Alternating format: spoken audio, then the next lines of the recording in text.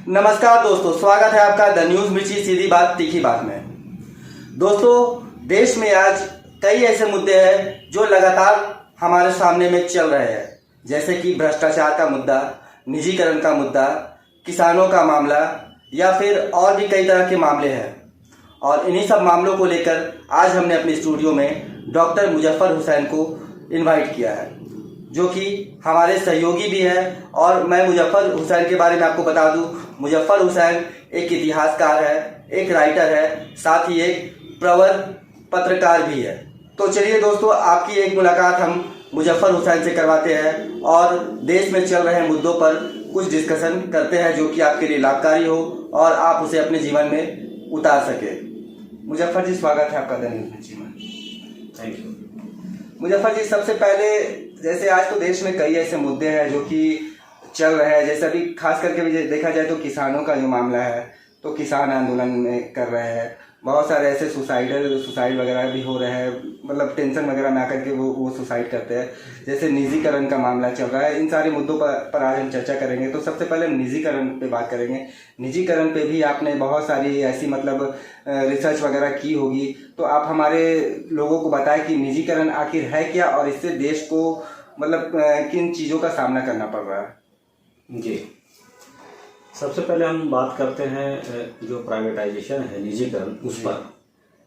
देखिए, प्राइवेटाइजेशन जो है वो सीधा सीधी प्रॉफिट बेस पर होता है जी। उसमें जो कल्याणकारी कार्य होता है वो गौण हो जाता है जी, है ना। जो आदमी इससे जुड़ा होता है वो सीधे अपने फायदे की बात सोचता है। जी, ठीक है ना।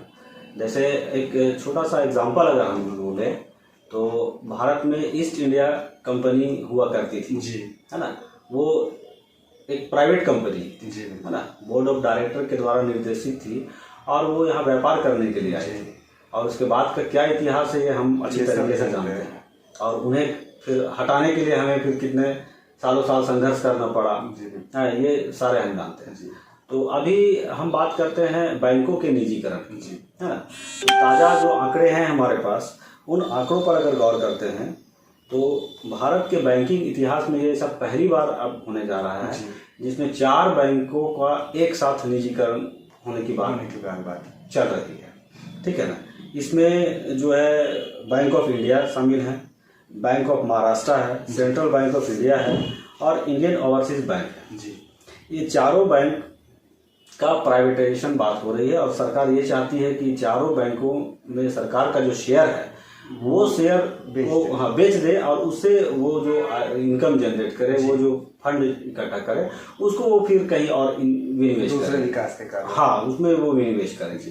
तो अगर हम इसी के मार्च 2017 से लेकर अप्रैल 2020 तक, इन 3 सालों में अगर हम बात करें तो लगभग 15 बैंक खत्म हो गए। जी, है ना। मैंने मार्च 2017 में 27 सरकारी बैंक थे और अप्रैल 2020 में घटकर ये महज 12 बच गए। ठीक है ना। अब हम अगर ये बात करते हैं कि इन बैंकों में सरकार का शेयर कितना है ना, तो इंडियन ओवरसीज बैंक में 95.8%, बैंक ऑफ महाराष्ट्र में 92.5%, सेंट्रल बैंक ऑफ इंडिया में 92.4% और बैंक ऑफ इंडिया में 89.1%।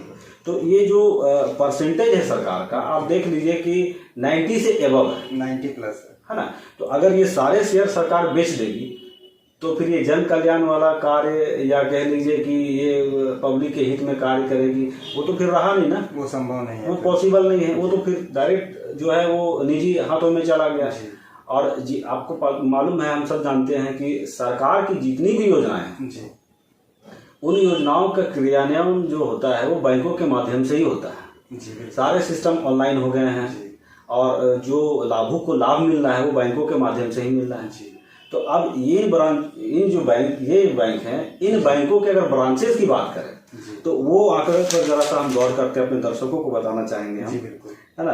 तो इनके जो ब्रांचेस है, सारे चारों बैंकों को मिला के 15,732 ब्रांचेस हैं पूरे ऑल ओवर इंडिया में। और कर्मचारियों की अगर बात करें तो अकेले बैंक ऑफ बड़ौदा में 50,000 कर्मचारी हैं, बैंक ऑफ महाराष्ट्र में 13,000, सेंट्रल बैंक ऑफ इंडिया में 33,000 और इंडियन ओवरसीज बैंक में 26,000 कर्मचारी हैं। तो जाहिर सी बात है कि जो सरकार के कल्याणकारी योजनाएं हैं वो इन बैंकों और इन ब्रांचों और इन कर्मचारियों से ही गुजरना है जी। इनके अलावा और भी बैंक हैं, और भी बैंक, लेकिन इन बैंकों से होकर गुजरना है।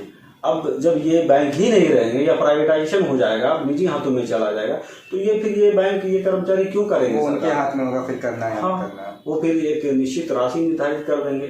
जैसे अभी कुछ निजी बैंक कहते हैं कि भाई हमारे पास खाता खोलना है तो इतना 1000 होना चाहिए। हाँ, बहुत सारे ऐसे बैंक है कि 5000 जमा कीजिए, हाँ 10,000 जमा कीजिए तभी आपका खाता खुल पाएगा। खाता खुल पाएगा। जबकि जो सरकारी बैंक है आप 500 में भी मिनिमम खोल सकते हैं। या फिर कुछ ऐसे ऑफर्स भी आते हैं सरकार की तरफ से कि फ्री में भी खोल सकते हैं, जीरो बैलेंस पे खोला जा सकता है लागू का खाता।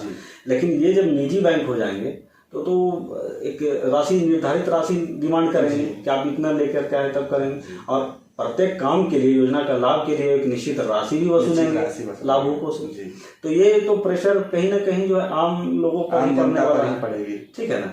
अब ये बताइए कि ये जो प्राइवेटाइजेशन हो जाएगा जी, तो इन बैंकों के माध्यम से होने वाले जितने भी जन कल्याणकारी योजनाएं हैं वो सारे रुक जाएंगे, स्लो हो जाएंगे जी। जो रेस्ट ऑफ जो बैंक है उनके माध्यम से होगा, तो स्लो हो जाएगा जी। तो इसका असर क्या क्या पड़ेगा उस पर अगर हम चर्चा करते हैं जी, तो निजीकरण के बाद इन बैंकों में कार्यरत कर्मचारियों की नौकरियां कम हो जाएंगी या वो बेरोजगार हो जाएंगे, कह सकते हैं दूसरे शब्दों में। सरकार की जो कल्याणकारी छवि है वो भी दूर होगा, वो खत्म हो जाएगा। निजीकरण के बाद इन बैंकों का सेवा शुल्क बढ़ जाएगा जी। जो आम लोग जन साधारण वो सेवा शुल्क शायद न दे पाए, क्योंकि अभी जस्ट हम लोग कोविड-19 से उभरे हैं, पूरी तरह से अभी उभर भी नहीं पाए हैं बिल्कुल। दूसरी चीज है कि इन बैंकों के जो ग्रामीण स्तर पर जो शाखाएं हैं जी, वो शाखाएं संभवतः धीरे धीरे कम हो जाएंगे या कम हो जाएंगे है ना, क्योंकि बैंक ग्रामीण स्तर पे इन बैंकों को खोलने से उनको कोई लाभ नहीं है जी। ये तो डायरेक्ट निजी हाथों में हो जाएगा, उद्देश्य है प्रॉफिट कमाना जी। अब किसान का फसल खड़ा होगा, तैयार होगा, वो बेचेगा तभी वो वहाँ पे पैसा जमा करेगा, अपने कर्जदारों को कर्ज चुकाएगा, इससे कुछ बचेगा तो फिर वो बैंक को कर्जा देगा या फिर वहाँ जमा करेगा जी। तो ये जो प्रोसेस है वो एकदम स्लो हो जाएगा, कम हो जाएगा, है ना। मतलब साल के 2-3 महीना ही वो बैंक जो है वो यूजफुल होंगे, हो पाएगा, है ना। वो प्रॉफिट कमा पाएगा या लेन देन वहाँ पर हो पाएगा। नेक्स्ट जो है वो सरकारी योजनाओं को लागू करने से भी इन बैंकों को परहेज होगा जी, कि अब हम नहीं करेंगे, और अगर करेंगे तो हमारी एक निश्चित राशि होनी चाहिए जी, बिल्कुल, है ना। और जो गैर पारिश्रमिक सेवाएं हैं जी, जैसे लाभों के जुड़े हैं कोई पेंशन से जी, है ना, सुकन्या समृद्धि योजना है, कई सारे लोग जो है अपने बच्चों के नाम से जमा करते हैं एक निश्चित राशि प्रत्येक माह, तो इन सब का भार जो है वो आम लोगों पर पड़ेगा ये बैंकों के निजीकरण हो जाने से, बिल्कुल, ठीक है ना। और आप तो जानते ही हैं, हम लोग सब जानते हैं कि यस बैंक और पीएमसी बैंक जो है वो निजीकरण के बाद ही वो बंद हुए हैं, डूब गए हैं, है ना। तो ये निजीकरण का ये सब असर होगा जी, बिल्कुल। और सरकार को मुझे लगता है कि निजीकरण करने से पहले कई सारे चीजों को फैक्टर को सोच लेना चाहिए। सिर्फ उद्देश्य विनिवेश करना ही नहीं रहना चाहिए। आखिर कहीं से आप अब कोई ये कहता है, छोटा सा एग्जांपल कि जमीन बेच के और कारोबार खड़ा करना जी, बिल्कुल, है ना, तो पता ये चलता है कि जमीन भी चला गया और कारोबार भी उसका डूब गया, है ना। तो जो अस्थायी चीज है उसको बेच करके फिर एक नई संपत्ति खड़ी करना ये समस्या पर है। लेकिन मुजफ्फर जी एक बात जैसे सामने आ रही है कि सरकार जो अपने शेयर्स जो बेचेगी, जो 90+ है, 90% से ऊपर की है, तो उनसे जो पैसा जो आएगा तो वो तो जनता के कल्याणकारी कार्यों में लगाए जाएंगे, तो क्या इससे देश का कुछ उत्थान नहीं हो पाएगा? नहीं, वो आप ठीक कह रहे हैं कि मतलब सरकार ये चाह रही है कि इस तरह से करके और जो कल्याणकारी कार्य करेंगे, बहुत बढ़िया बात है। हम कहते हैं जब बैंक जब लिमिटेशन में थे, जैसे बताया आपको कि 15 बैंक घट गए हैं, फिर आप 4 को हटा रहे हैं, 8 बच जाएंगे। 8 बैंकों और उनके शाखाओं और उनके कर्मचारियों पर आप कितना प्रेशर डालेंगे, कितना वो कर पाएंगे काम जी।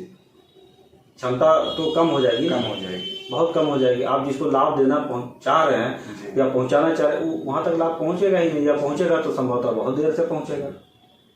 तो जैसा कि मुजफ्फर जी ने आपको यह बताया कि बैंकों के निजीकरण या फिर प्राइवेटाइजेशन से हमें क्या परेशानियां आ सकती है और हमारे देश को किस तरह की मुसीबतों का सामना करना पड़ सकता है। जैसे कि बहुत सारे ऐसे दूरस्थ इलाकों के मतलब ग्रामीण इलाकों के जो बैंक है वह बंद होने के कगार पर आ सकती है या फिर बंद भी हो सकते हैं। और बहुत सारी सरकार की जो सेवाएं हैं, जैसे कि विधवा पेंशन हो, वृद्धा पेंशन हो या फिर सुकन्या योजनाएं हो, इस तरह की जो योजनाएं जो सरकार की योजनाएं हैं वह बैंक फिर लेने से इनकार कर सकती है या फिर बैंक उन सभी कार्यों को करने के लिए अपना चार्ज लेंगी, जो कि जिनका असर वो हम पर ही पड़ेगा। हम दूसरे चीज़ पर अभी डिस्कस करेंगे, जैसे कि मुजफ्फर जी भ्रष्टाचार भी काफ़ी बढ़ चुका है। अगर सरकार भ्रष्टाचार के ऊपर में नकेल कस ले तो इससे हमें क्या फ़ायदा हो सकता है?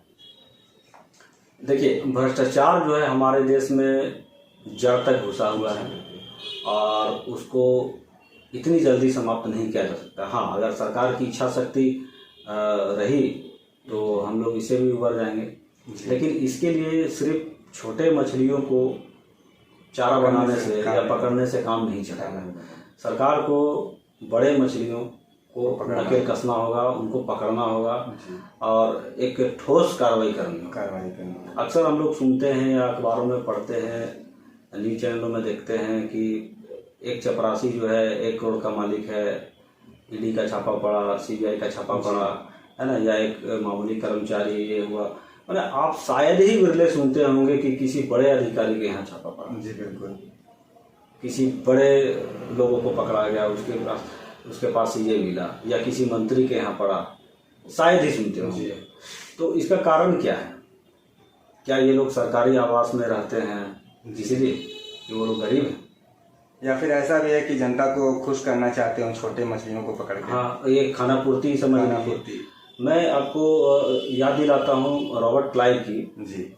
1765 ईस्वी में क्लाइव को दोबारा जो है जी, मतलब वो पुनः जो है भारत के गवर्नर बनकर आए, तो उन्होंने एक पॉलिसी लाया कि दीवानी प्राप्त कर ली जाए, दीवानी का, है ना। तो वो मुगल सम्राट शाह आलम से बंगाल, बिहार और उड़ीसा, ये 3 क्षेत्रों को दीवानी प्राप्त कर लिए, है ना। और उसके बदले सालाना 36 लाख रुपया शाह आलम को पेंशन के रूप में है ना देने की बात कही।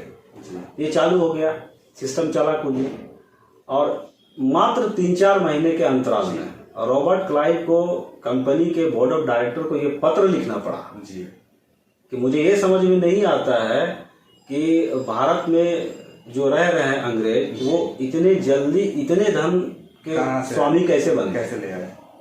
मतलब उस वक्त तत्कालीन जो अंग्रेजी बस्तियां थी उसमें शायद ही कोई ऐसा सिपाही हो या अधिकारी हो जिसके पास अकूत संपत्ति नहीं। रॉबर्ट क्लाइव ने लिखा वो पत्र, उस पत्र में उन्होंने बहुत लंबा पत्र उन्होंने लिखा है। मैं उसकी कुछ संक्षिप्त बातें पढ़कर आपको सुनाता हूँ।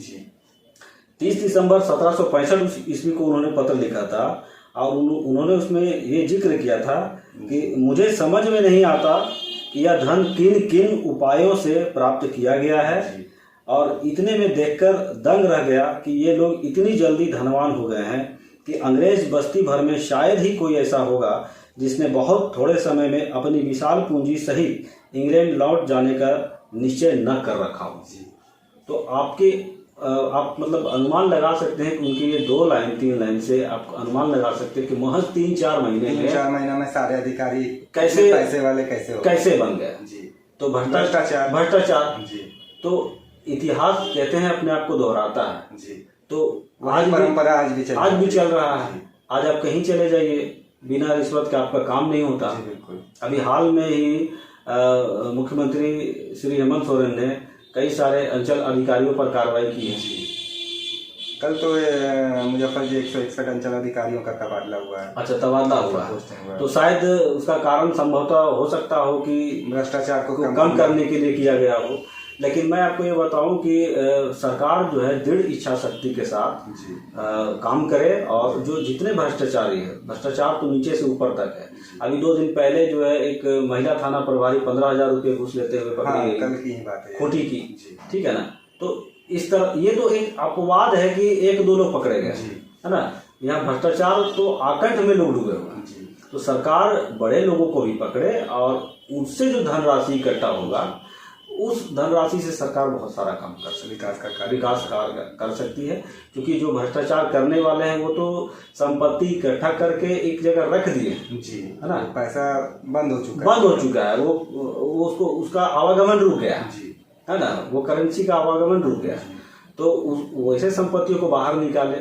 एक सुझाव यह भी है कि सरकार जो है अपने कई सारी योजनाओं के लिए विदेशी जो बैंक है हमारा इंटरनेशनल बैंक, वहाँ से लोन लेती हैं जी, या कई सारे बाहर के जो एनजीओ उनसे किसी भी का योजना को काम करवाने के लिए कुछ हेल्प लेती है आंशिक रूप से, है ना। इसमें सरकार का भी जो है राशि रहता है। हम कह रहे हैं कि हमारे देश के अंतर्गत कई सारे ऐसे धार्मिक स्थल हैं जी, जिनके पास लाखों करोड़ संपत्ति है, करोड़ों करोड़ की संपत्ति। हाँ, अब वो रखा हुआ है जी, है ना। वो इसलिए रखा हुआ है क्योंकि वैसे धार्मिक स्थल में राशि का आवागमन प्रतिदिन हो रहा है, प्रतिदिन, हर दिन दुगनी रात चौगनी हो रही है। जो श्रद्धालु है वो आते हैं, वो कुछ न कुछ दे के ही जाते हैं, वो वापस दे के जाते हैं तो सिर्फ आशीर्वाद और दुआ ही लेके जाते हैं, है ना। तो वो कुछ न कुछ दे के ही जा रहे हैं, तो वहाँ का राशि का प्रतिदिन आवागमन हो रहा है, आ रहा है। और जो उनके पास जो फंड है, स्पेशल फंड, वो उसको रखा ही हुआ है, वो तो बंद हो चुकी है। हाँ, एक जगह रखा हुआ है। तो सरकार अगर चाहे तो वैसे धार्मिक स्थलों से कर्ज के तौर पर जी, है ना, ऋण के तौर पर उन संपत्तियों को उन वैसे धार्मिक स्थलों के जो प्रबंध समिति में है उनसे मांग सकते हैं कर्ज के तौर पर कि आप हमें इतना कर्ज दीजिए। सरकार इस पैसे को पब्लिक के लिए यूटिलाइज करेगी और प्रॉफिट कमा के फिर आपका जो शेयर है पुनः आपका मूलधन वापस कर देंगे। तो इससे क्या होगा कि हमें कहीं दूसरे जगह से राशि लेने की आवश्यकता नहीं पड़ेगी, कर्ज मांगने की जरूरत नहीं पड़ेगी। हम ये कर सकते हैं। और मुझे नहीं लगता कि कोई धार्मिक स्थल के प्रबंध समिति सरकार को इस बात के लिए पब्लिक के इसके बदले में उन्हें तो काफी सुविधाएं भी दी जाएंगी। हाँ, और वो खुशी देंगे क्योंकि ये सारे पैसे पब्लिक के वेलफेयर में ही यूज होगा, उन्हीं के कल्याण में काम होगा। और भगवान तो जनता के लिए कहती है कि भाई हमारे बंदों के लिए आप काम। बिल्कुल, ऐसे कई सारे धार्मिक स्थल हैं जो सरकार को इस तरह की राशि दे करके पब्लिक का और सरकार का दोनों का मदद करेंगे और ये जन कल्याण के लिए वो राशि खर्च कर सकते हैं। बदले में सरकार उनको उनकी राशि का जो इंटरेस्ट है और जो मूलधन है वो रिटर्न कर देगी, है ना। जैसे एक बढ़िया अस्पताल बना दिए, अब अस्पताल में जो लोग जा रहे हैं ट्रीटमेंट करा रहे हैं वो सब कुछ उन पैसों से हो सकता है, कर्ज कहीं से बाहर से लेने की आवश्यकता नहीं है। तो जैसा कि मुजफ्फर जी का विश्लेषण जो है भ्रष्टाचार के ऊपर में जो है, उनके मुताबिक यह हो सकता है कि जो भ्रष्टाचारी जिन पैसों को जो दबा करके रखे हुए हैं, अगर सरकार अच्छे से काम करे और उन भ्रष्टाचारियों पर नकेल कसे और उनसे जो पैसे बाहर आएंगे उसे जनता के कल्याणकारी कार्यों में लगाया जा सकता है। और दूसरा एक सुझाव इन्होंने सरकार के लिए यह भी दिया है कि हमारे देश के कई ऐसे धार्मिक स्थल है जहां पे करोड़ों अरबों की संपत्ति जो है वह यूं ही पड़ी हुई है। सरकार विदेशी बैंकों से धन जो है कर्ज के रूप में ना लेकर के इन्हीं जगहों से पैसे लेकर के कर्ज के रूप में ही लेकर के जनता के हित में कार्य कर सकती है। हम बढ़ेंगे दूसरे सवाल की ओर। मुजफ्फर जी, अभी जो कृषि आंदोलन चल रहा है, लगभग 100 दिन अब हो चुके हैं कृषि आंदोलन को लेकर के। किसान लगातार आंदोलनरत है, सरकार उनकी बातों को मानने को राजी नहीं है और किसान भी सरकार द्वारा लाई गई योजनाओं को लेने के लिए तैयार नहीं है। तो इस पर आपकी क्या राय है? देखिए, दोनों पक्ष अपने अपने जगह पे अड़े हुए हैं जी। एक कह रहा है कि हम तुमको जबरन लाभ देंगे और दूसरा कह रहा है कि हम जबरन लाभ नहीं देंगे, है ना। तो इसी के बीच में जो है मामला है और दोनों पक्ष में सहमति नहीं बन पा रही है। सरकारी स्तर से और किसानों के स्तर से भी कई बार प्रयास किया गया है कि मामला किस तरह से सुलझ जाए जी, है ना। माननीय सुप्रीम कोर्ट ने भी जो है इसको अपने स्तर से सुलझाने की पहल की थी, कोशिश की, है ना। लेकिन अभी तक मामला सुलझ नहीं पाया है पूरी तरीके से। हम उससे थोड़ा सा पीछे जाएंगे जी। हम बात करेंगे कृषि वाणिज्यीकरण की जी। उसमें आपको पता चलेगा कि 1850 ईस्वी से पहले जी जो किसान खेती बाड़ी किया करते थे वो वैसे खाद्यान्न का उत्पादन करते थे जिससे पेट भरा जा सके जी, खाने वाले खाद्यान्न जी, जिससे पेट भरा जा सके, परिवार का भरण पोषण हो सके जी।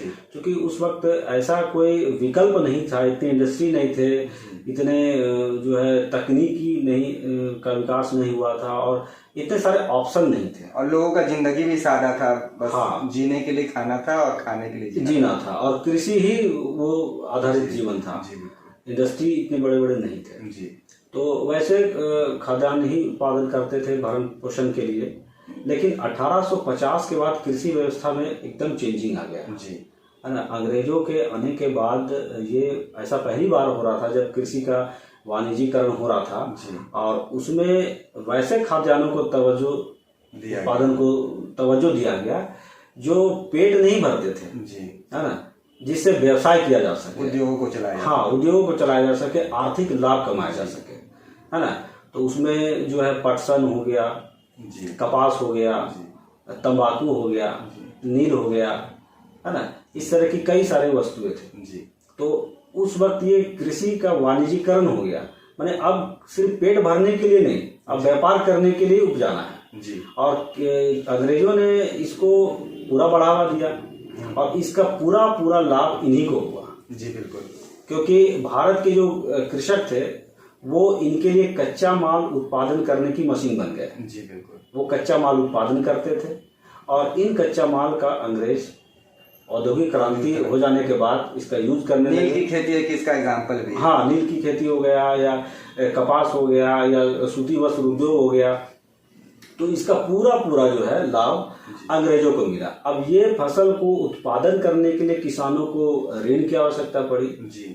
तो ये ऋण उनको जो है ब्रिटिश अधिकारियों से या फिर साहूकारों से बहुत इजीली मिलने लगा जी। और ये उनसे ऋण लेने लगे और जो है उनके जाल में फंसते चले गए और इस तरह से जो है वो और कमजोर होते चले गए आर्थिक रूप से, है ना। संताल विद्रोह इसका जो है एक बड़ा उदाहरण है कि किस तरह से संताल जो है साहूकारों के चंगुल में फंस गए, है ना।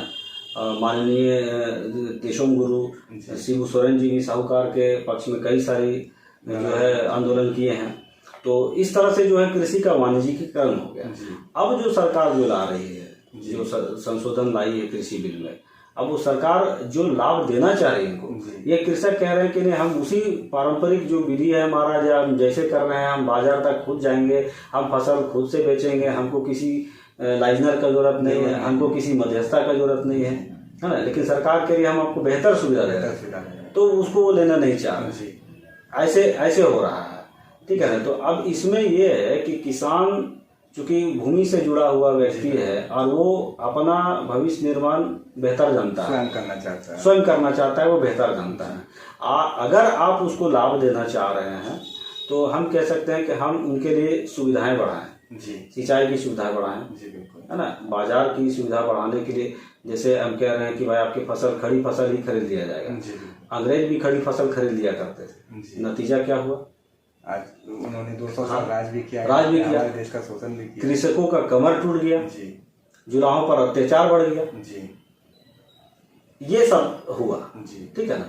तो हम लोग को जो है किसान चूंकि हमारे अन्न उपजाता है, अन्न हमारे लिए उपजा रहे हैं, तो हमें चाहिए कि किसानों को हम वो सुविधाएं प्रदान करें जो जिन सुविधाओं से हमारा खाद्यान्न ग्रो करे, बढ़े, उत्पादन बढ़े। जब उत्पादन होगा तभी हम किसी का पेट भर सकते हैं और तभी हम खुशहाल रह पाएंगे। तभी हमारे लिए कच्चा माल भी वही उपजा रहे हैं, वही किसान, सिर्फ खाद्यान्न नहीं, कच्चा माल। हमारे देश में जितनी भी इंडस्ट्री अभी है वो कच्चा माल कहाँ से लाते हैं? किसान ही उपजाता है। तो अगर आप उनको वो सुविधाएं नहीं देंगे, आप जैसे बता रहे हैं कि आंदोलन 100 दिन क्रॉस कर गया, 100 दिन से किसान खेत पे नहीं है, उसका खेत का क्या आर्थिक दशा होगा? वो वहां से क्या आर्थिक कमाएगा? कुछ नहीं, नथिंग, खत्म। अब उसके परिवार में जो लोग होंगे, आप मान लें 2-4 लोग होंगे, तो अब वो कितना, आप गार्जियन है या आपके साथ 4 आंदोलनरत घर के ही 4 लोग आंदोलन कर रहे हैं, तो बाकी वहाँ अगर महिला है या बच्चे हैं तो वो खेती को उस हिसाब से नहीं कर सकते हैं ना, जिस हिसाब से आप करते हैं। आपका एक मैनेजमेंट सिस्टम होगा, वो तो सब कुछ इस आंदोलन के वजह से खत्म हो। आप अपने आश्रितों के द्वारा खेती उत्पादन का वो रूप नहीं देख सकते जो आप स्वयं कर सकते हैं, जो हम स्वयं कर सकते हैं। तो सरकार को भी चाहिए कि ये आंदोलन जल्द से जल्द खत्म हो ताकि किसान वापस खेत में लौट जाए, हमारे लिए उत्पादन करे, उत्पादन बढ़ेगा तभी हम ग्रोथ कर सकते हैं, और तभी हम खुशहाल क्योंकि भारत एक कृषि प्रधान देश ही है।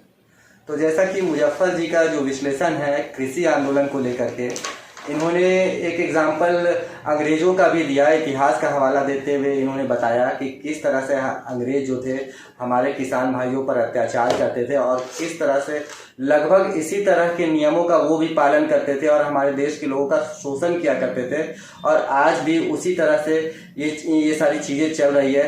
जब हमारे किसान भाई लाभ को नहीं लेना चाहते हैं तो फिर सरकार को भी उनकी बातों को समझते हुए और जल्द से जल्द किसान आंदोलन को समाप्त कर देना चाहिए, क्योंकि जो 100 दिन से किसान धरने पे बैठे हुए आंदोलनरत है वो इतने दिनों से काम पे नहीं जा रहे हैं और इसका खामियाजा देश को आगे चल के भुगतना पड़ेगा। बिल्कुल। तो दोस्तों, आज के सेशन को हम लोग यहीं पे समाप्त करते हैं। आने वाले दिनों में हम दूसरे मुद्दों पर चर्चा करेंगे। मुजफ्फर जी हमारे साथ में फिर से उपस्थित होंगे और अगर आपकी भी कुछ समस्याएं हैं या फिर मुद्दे हैं तो आप हमें लाइक और कमेंट करके ज़रूर बताएं और हम उन्हें अपने चैनल के माध्यम से आपकी समस्याओं का समाधान करने का कोशिश अवश्य करेंगे। धन्यवाद।